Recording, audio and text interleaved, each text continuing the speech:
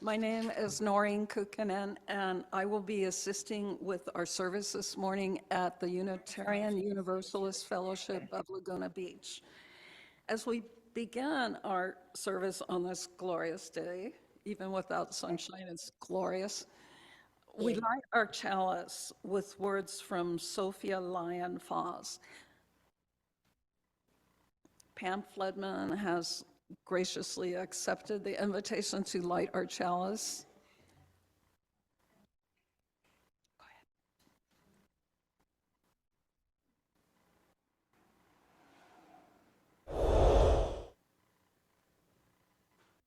Thank you, Pam, for being such an important part of our congregation. We appreciate you. The words of Sophia Foss are found in the hymnal. At this time, if you're at home, you may wish to light your chalice or candle if you have one nearby. We gather in reverence before the wonder of life, the wonder of this moment, the wonder of being together, so close yet so apart, each hidden in our own secret chamber, each listening, each trying to speak, yet none fully understanding, none fully understood. We gather in reverence before all intangible things that eyes see not, nor ears can detect, that hands can never touch, that space cannot hold, and time cannot measure. Welcome, and happy to see you all this morning. Our service this morning is entitled The Months Ahead. We are pleased to welcome once again our visiting minister, Reverend Stefanie Etzbach-Dale, who will join us from Redwood City, my hometown, on Zoom today. We always enjoy hearing Reverend Stefanie's message, and we're grateful that she likes to come back and speak with us.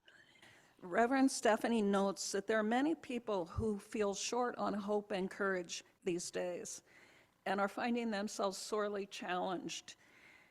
Sometimes it's difficult to remember the message of India Eye in our gathering music, that we are the light. We have strength within. In her sermon, Reverend Stefanie will explore this trend and help us see ways in which we can keep our flames of hope and courage burning brightly. We look forward to her wisdom later in the service. We gather together as a community of seekers to honor the interdependence of life, to respect the dignity of all, and to honor the First Nations whose land we humbly inhabit. We acknowledge that we walk on lands once inhabited by the tribes of the Ahashiman and Tongva. These were their traditional grounds. We're very, very lucky that we are here on this beautiful piece of land, and we honor their care of it and take seriously our desire and need to be its worthy students. However we can. We support environmental groups. We take our recycling out. We compost. That's a really good thing to do. It saves it from the landfill. We do what we can, and we encourage our families to do so also, to be the stewards of this amazing land. We are a community of seekers. We gather to honor the interdependence of life, to respect the dignity of all. Oops, I said that. Do we have any visitors today? Yes, if you feel comfortable, if you would like to introduce yourself, we'd love to hear from you.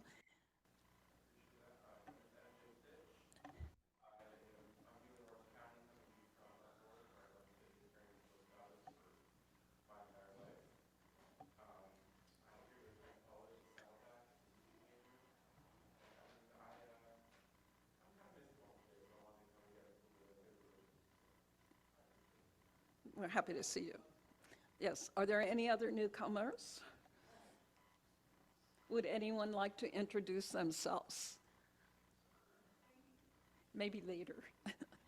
Anybody new on Zoom today? We love having visitors. We're small but dedicated. Oh, there's a person.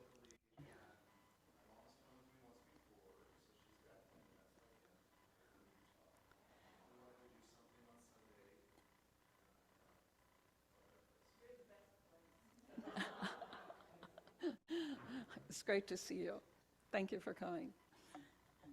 We're small but dedicated as a spiritual community, and we're always really happy to see new people. This congregation is open to all who are in accordance with our principles, mission, and vision. If you're on a journey to grow your spirituality and to become the moral being that you wish to be, please know that we welcome you to our community of like-minded people. We're all trying to do that, and we'd love to be your support.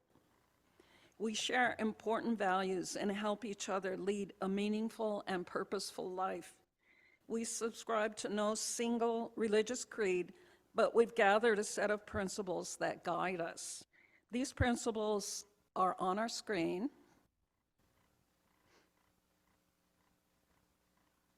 And they're also on the back of our program today. If you picked one up in the back of the church, they're also online. They're very important principles.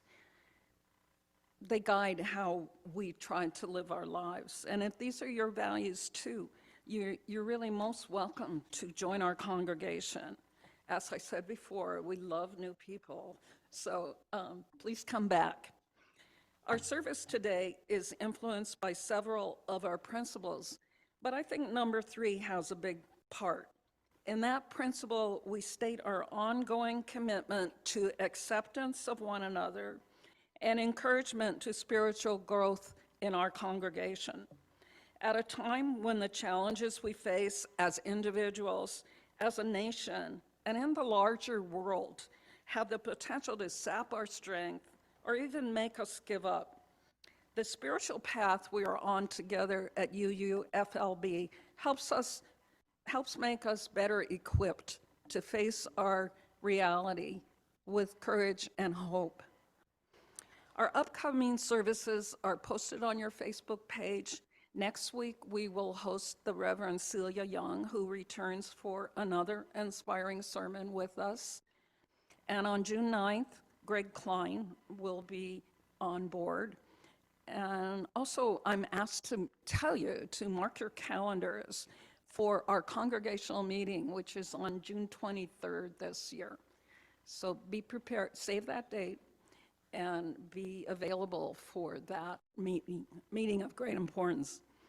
And if you wish to receive email notices of UUFLB events, please leave your email address with us on the clipboard at the back of the hall, or send us a message. We won't bug you, but we will keep you informed of the happenings here at UUFLB. We have a new tradition on Sundays, and it's a hit.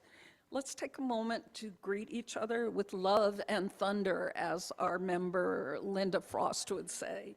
Say hello to all, and be sure to thank Paul, Candy, Carole, Dara, Pam, and Dawn online, who contribute so much time and effort so that we all have this special place for worship.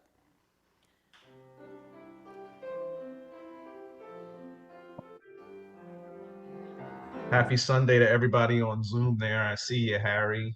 Hello, Carolyn. Thank you, thank you. Jean Paris. And welcome, George. There's Cindy popping in at the bottom of the screen. Hollywood Squares. Good morning, everyone. Rachel in Hawaii. Yep, and Brian's here with me. Oh my goodness. How is Hawaii? It is a little bit of rain this morning, which I love, and 2 sunny days. Yeah, it's gorgeous, Carolyn. I mean, it's just so pretty. And all the little animals are good? Yep, all of them are good.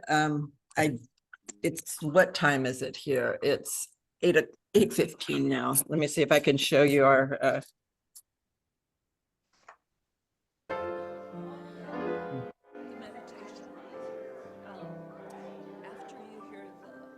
say hello, Kitty. How sweet. And all the ducks are screaming outside, yeah. Oh, I don't know how you come back. I would want to stay there forever. And that's who we are. All that we love you. And there's Brian. Our Reverend Stefanie Etzbach-Dale will lead us with her call to worship. Good morning, everyone. It's so good to be with you. For our opening words, I share with you these written by the late poet Sylvia Plath. What I fear most, I think, is the death of imagination. When the sky outside is merely pink and the rooftops merely black, I fear that photographic mind which paradoxically tells the truth, but the wordless truth, the worthless truth about the world.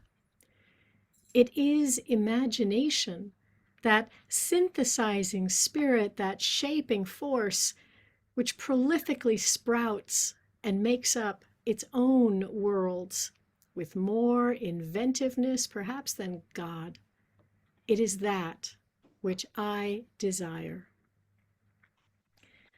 Today, inspired by the ugly truths presented to us in recent years and months, I too find myself turning with renewed appreciation to the power of imagination.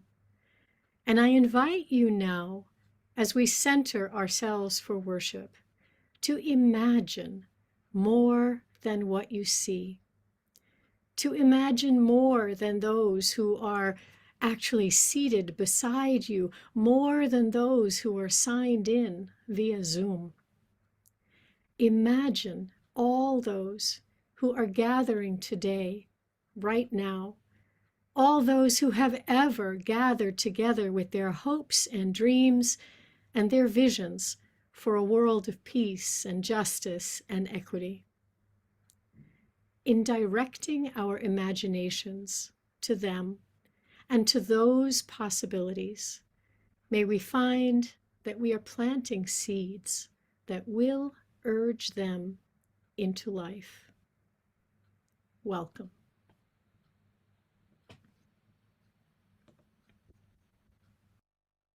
Our centering thought will appear on the screen.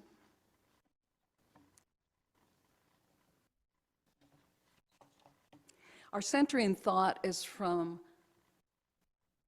oh, that's correct. The graphic looked unusual. I'm sorry to be surprised. That's correct.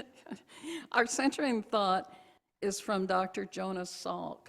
I think I'm the oldest one in the building, but does anybody remember getting that first polio vaccine? It was amazing. It was a time where children I grew up with acquired polio and ended up crippled, or worse, they might have been encased in an iron lung to keep them alive. You know, this was like the size of a water heater that, you know, was keeping them alive because of this terrible disease. I remember going down to the county health department with my mother, who was terrified we would get polio, and getting that little sugar cube, it was, with the vaccine on it. Was that your experience, Sherry?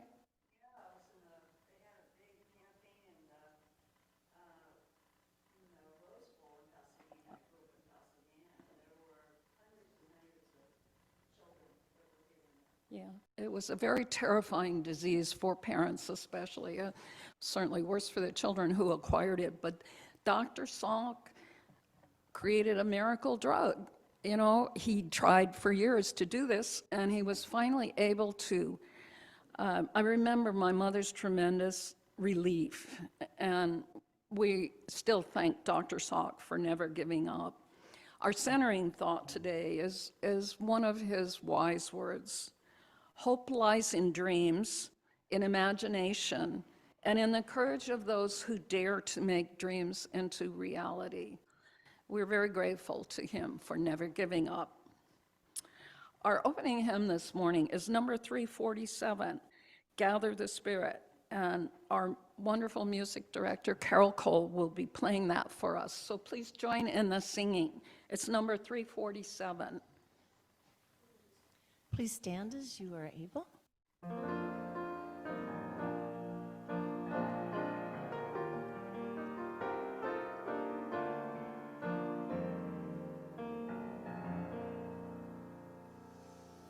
Gather the Spirit, harvest the power. Our separate fires will kindle one flame. Witness the mystery of this hour, and trials in this light appear all the same. Gather in peace, gather in thanks, gather in sympathy now and then. Gather in hope, compassion and strength, gather to celebrate once again. Gather the spirit of heart and mind, seeds for the sowing are laid in store.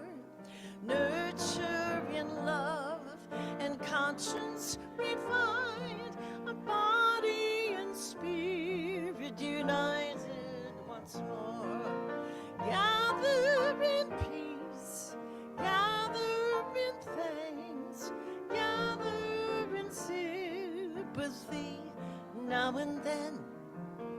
Gather in hope, compassion and strength, gather to celebrate once again. Gather the spirit growing in all, drawn by the moon, fed by the sun. Winter to spring, summer to fall, the chorus of life resounding as one.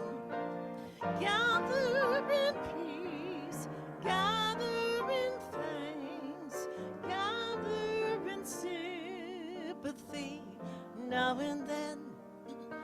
Gather in hope, compassion and strength, gather to celebrate once again.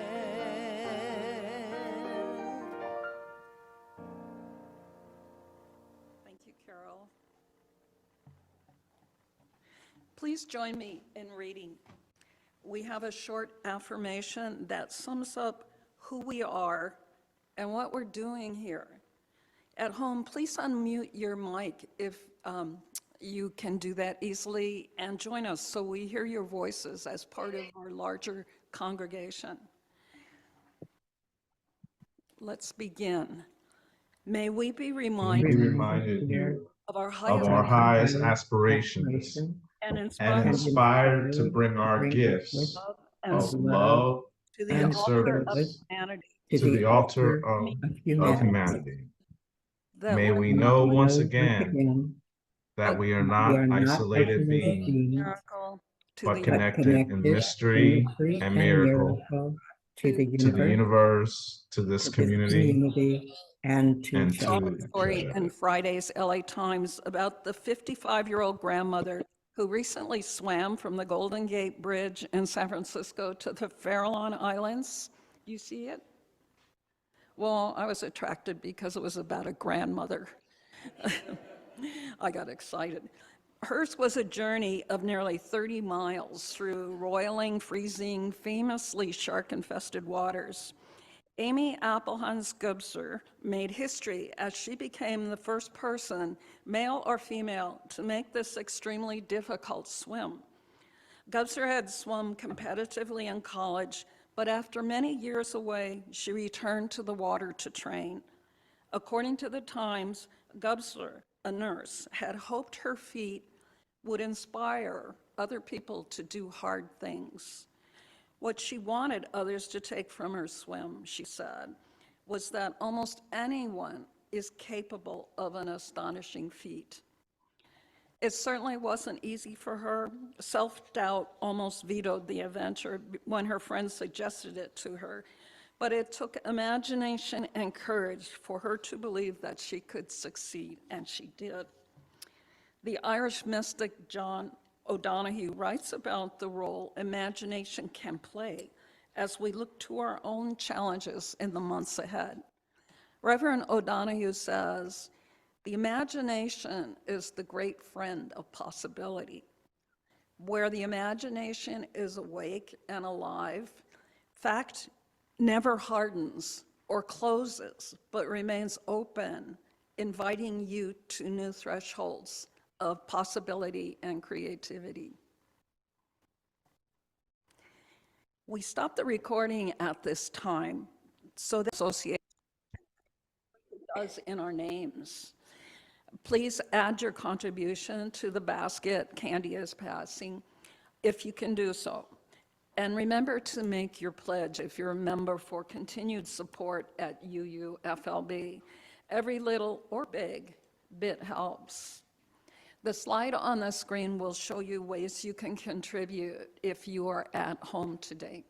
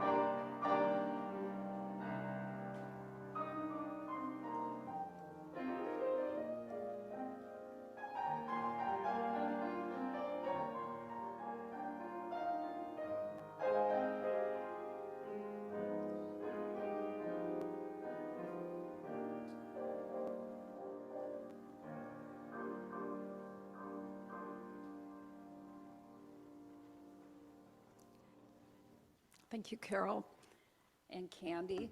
Let's all rise and sing our song of gratitude.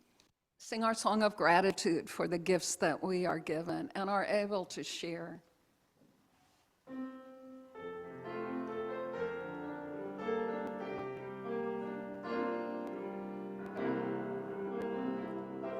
I'm waiting for the words. From you I receive, to you I give, together we share, and from this we live.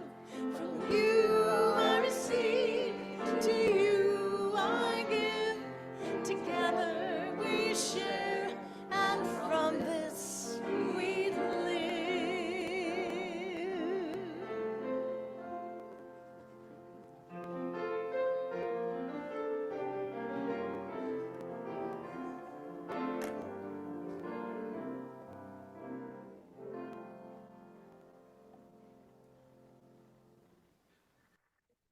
We begin our meditation with Reverend Stefanie. As we move into a time of meditation, I invite you to take a few relaxing breaths, noticing where there might be some tension in your body, in your mind, or in your spirit. And with an extended out breath, imagine it being released. Bring your attention to the gift of presence, to this day, a day like no other, and to one another, as I share with you this story adapted from the Hasidic tradition. A long time ago and far away, or perhaps not, a group of friends were in the habit of meeting for morning centering meditation and prayer, and then having breakfast together. It was something they all looked forward to, as it helped set the tone for the day, which was often laced with challenges. The problem was that one of them always took longer than the others. And over time, the others found themselves getting anxious and resentful. As they waited, their stomachs growled with hunger. On a day much like today, the gurgling and growling was so loud, so distracting, that they grabbed hold of their bellies and rolled their eyes and shook their heads at the one who still had their eyes closed, apparently oblivious. They motioned to one another their annoyance. Every day the same thing, so rude. One of them whispered, "This is ridiculous, expecting us to wait until they're done. I'm hungry now." The others nodded in agreement. "Why don't we just slip out and leave them to their meditation? We can go eat and come back and they won't even notice." The others nodded again to signal it was a fine idea. And on the count of 3, they quietly, deftly backed towards the door. As soon as they reached the door, however, their friends' eyes ripped wide open and cries filled the room as if the world were ending. "What happened?" they called out. "What's the matter?" In reply, they heard, "Oh, when I meditate, when I pray with you, it's as if I were climbing a ladder out of all of my worries, a ladder right up to the heavens. And it's the most glorious experience." Sparkling eyes were streaming with tears. "So, why did you stop?" said the hungry friends, somewhat annoyed. "Keep going, we'll be right back." The muffled reply came, "I can't. I just can't." "Well, why? Why can't you? Come on." In reply, they heard, "Friends, my dear friends, when we pray together, you are the ladder to the heavens." May we rest in a moment of silence together, attentive to these words and their resonance within us, imagining being that ladder for one another.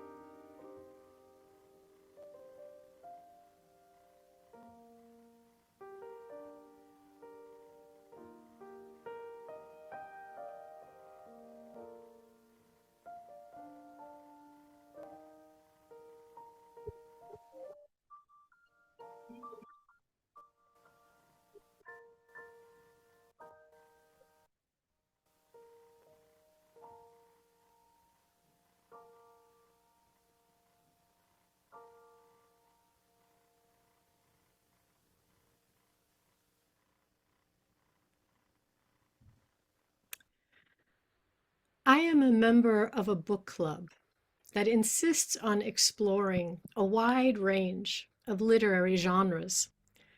Everything from poetry anthologies to scientific journals, mysteries, current events, biographies, theological works, historical dramas, and science fiction. We meet monthly at one another's homes, sharing dinner before discussing the month's book. During a recent meeting, it didn't take long for the discussion to drift away from the characters, the plot of the book just read, to despair. Despair about all the political and social and environmental horrors that are brewing in the world today. It was not the first time this had happened. It was just the first time that it happened this quickly. And the first time that we just couldn't manage to shift back to the subject at hand, the book we had read. After much anxiety-filled conversation, a heavy silence filled the room, which I eventually broke by asking if we could each just share our trusted news sources. Because I sensed that part of the stress we carry these days has to do with not knowing if what we're reading, if what we're seeing and hearing is even true, if we are getting full or unbiased information. So we did that. We each shared our news sources, and then someone talked about being preoccupied by and conflicted about thoughts of where to move to if the next election goes in the direction that many predict. Everyone chimed in, admitting to the same thoughts and conflicts.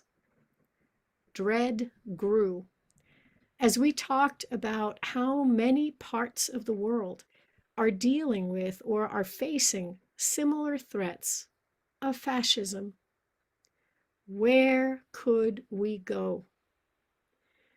And then someone apologetically lifted up the idea that, well, love of democracy should actually be expressed through a willingness to stay and fight for it.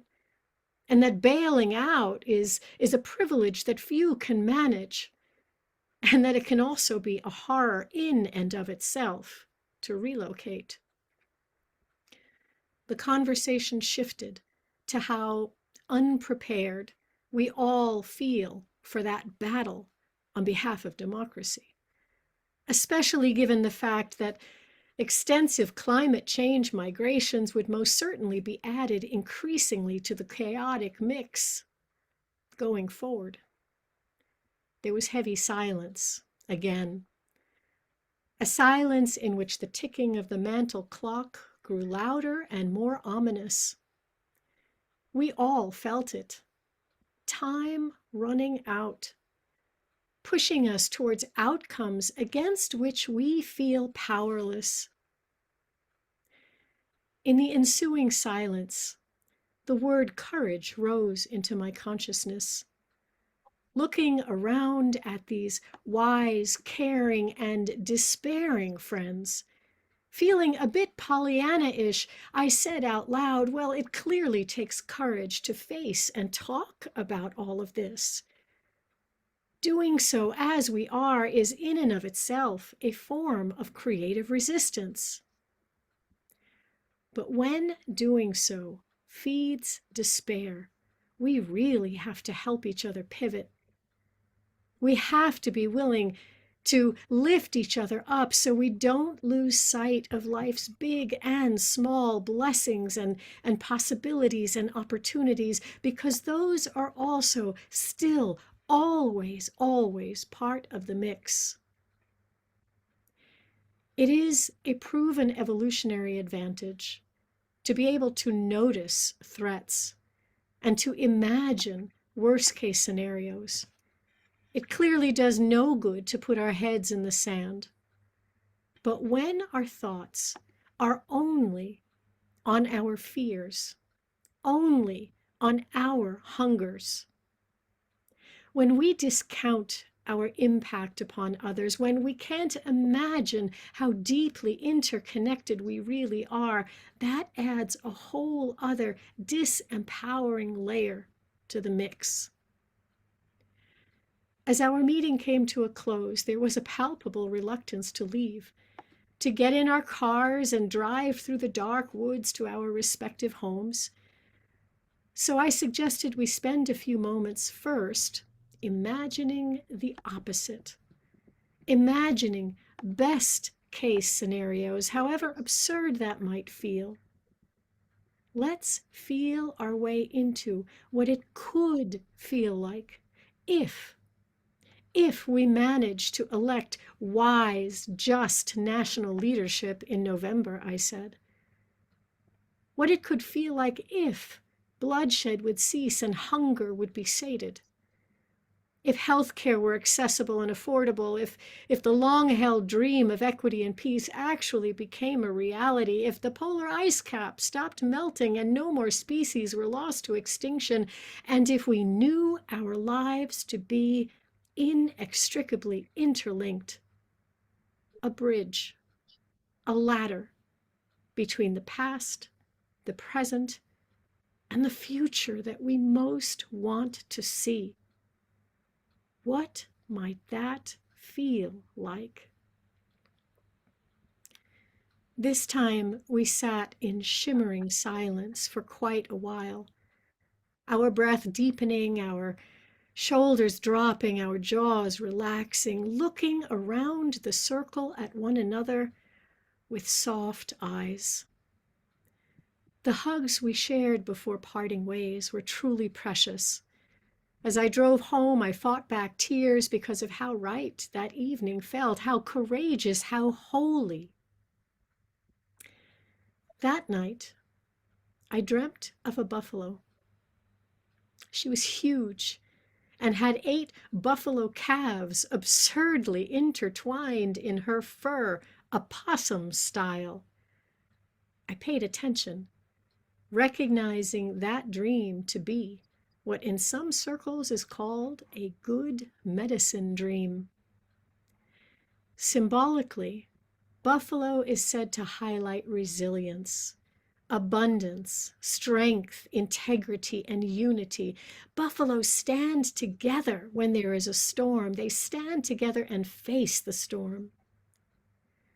Symbolically, a possum highlights the need for self-awareness, for strategic thinking, for collective effort and fertile playfulness. The ability to find creative ways to hang in there. And the number 8? Well, the number 8 points to new beginnings, to the need and ability to balance material realities with spiritual resources. It's associated with inner wisdom, with confidence and success. Now, I could have discounted that dream as, well, simply a dream, the result of leftover stress from the night before. But I didn't want to. Actually, I knew I couldn't afford to.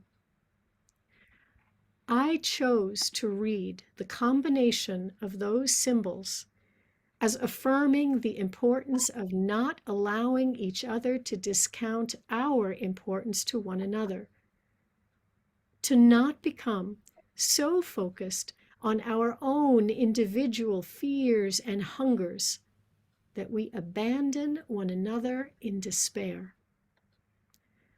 I chose to read it that way because the covenant to which I have committed my life already tells me something very similar, that we each have something inherently valuable to contribute always, and that together we do have everything we need in order to move into the future with strength and integrity, despite how grim things seem or are right now. That covenant, now more than ever, reminds me, in the spirit of the story I shared earlier, not to check out. to not respond as those in our meditation did, only to my own needs.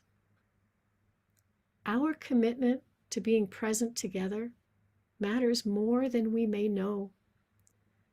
More importantly, our covenant reminds me that we don't just support for one another the ladder that serves as a bridge between the troubled present and the future of our wildest imaginings. Together, we are that ladder. I am a member of a book club that insists on exploring a wide range of literary genres, and a member of a faith that likewise encourages connecting with a wide range of sources for courage and wisdom and resilience. I feel moved to share that I am no longer willing to limit myself to those found in books or historically effective, scientifically proven practices, those considered on any given day to be politically correct. I am determined to widen my understanding of where courage and compassion can be found, because I realize I can no longer afford not to, not the way things are going. In fact, I don't think any of us can afford to do that. The definition of madness is to do things the same old way, expecting a different result. So I invite you to keep reading if that's what you're already doing, and to start if you're not, to seek out and share trustworthy news sources, and when you find yourself moving into despair, to consider training your imaginations to the best of what might be possible. It's unlikely to affect how other people vote, unfortunately. It's highly unlikely to bring peace to Gaza, or bring home the hostages still being held, or to stop climate change. But it is likely to help you manage the many fears and stresses of this time in which we live, to help you be courageous and resilient, and in so doing, help one another stay present to a fuller range of realities and possibilities. In closing, I invite you to experiment with paying attention to the symbolism of your waking and sleeping dreams, to consider the subversive power of gathering with the intention of bravely naming fears and vulnerabilities and ideas, and to take the time to breathe, and to always look upon one another with soft eyes, to look upon one another with love. As we move further into this election season, bolstered by our covenant to 8 principles, let us determine to be as present as we can be to the challenges of the present and the future as it unfolds. May we stay open to the possibility, moment to moment, of being pleasantly surprised. May we be heartened and emboldened by that visualization. May it be so.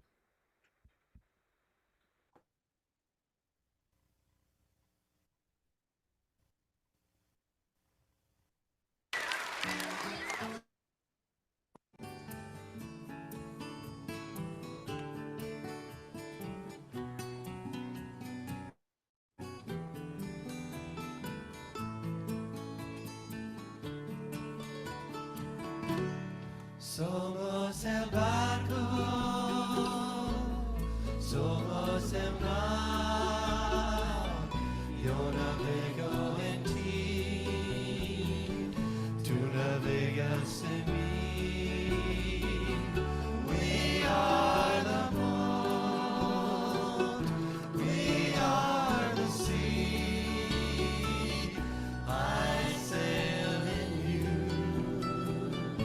you sail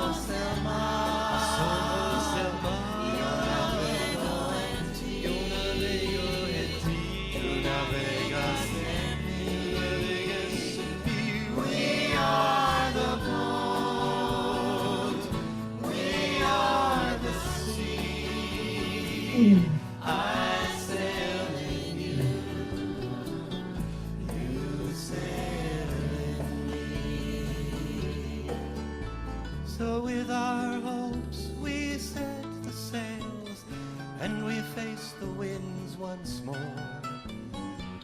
And with our hearts we chart the waters never sailed before. Somos el barco, somos el barco, somos el mar. Yo navego en ti, yo navego en ti, tú navegas en mí, tú navegas en mí. We are the boat, we are the boat, we are the sea. I sail in you, sail in me. We are the boat, we are the sea. I sail in you, you sail in me.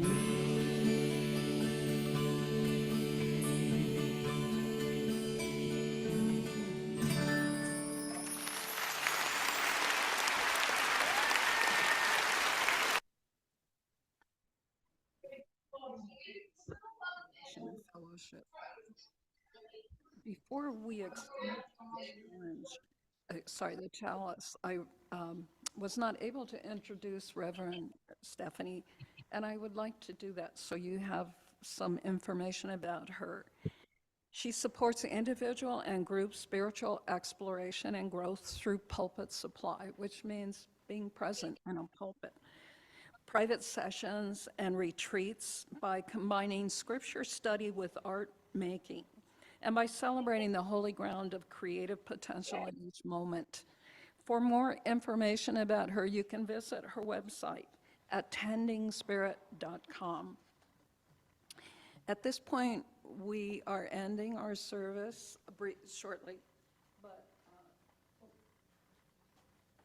Pam will extinguish our chalice.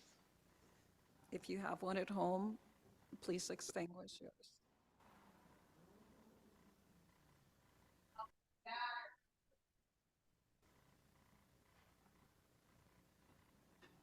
Thank you, Pam.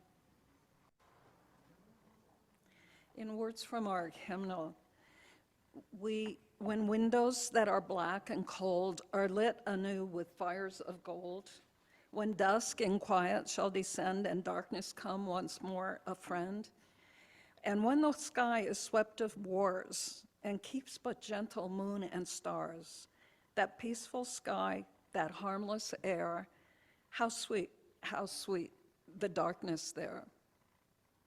Please stand for our closing hymn. It's number 95, There's More Love Somewhere.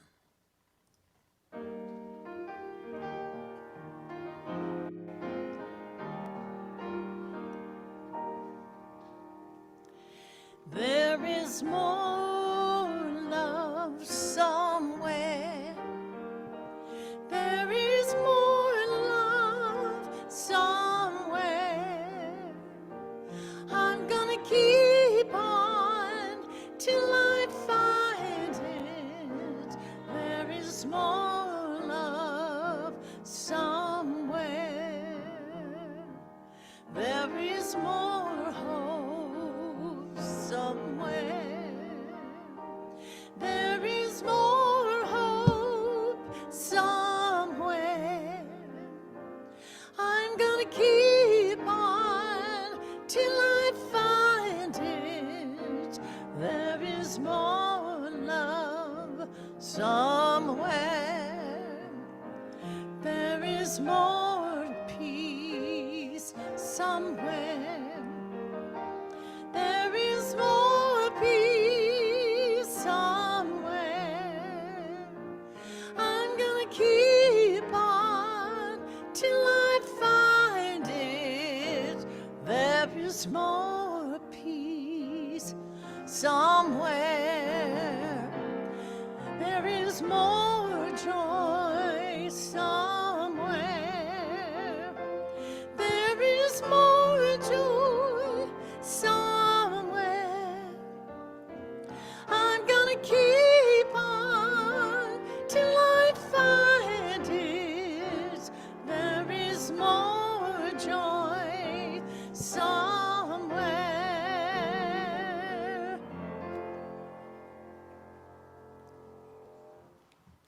And now Reverend Stefanie will give us the benediction. As we move into the day and the week and the months ahead, may we remember and remind one another that there is always more love to share, that there is more to reality than is perceived by the photographic mind. There is always more to possibility than is perceived by the imagination held captive by fear. Let us continue to make spaces to name those possibilities and to rouse in one another the courage to imagine other worlds, to know that we are the boat and the sea always sailing in one another. In the spirit of John O'Donohue, may we awaken our spirits to adventure, imagining in greatest detail the world we most wish to inhabit. Let us hold nothing back. Let us learn to find ease in risk and remember that in this we are never alone. Go in peace, live in love, and be a light unto the world. Blessed be. It's a beautiful service you presented us with. Now, please rise. We'll join hands and sing our closing song of Peace on Earth.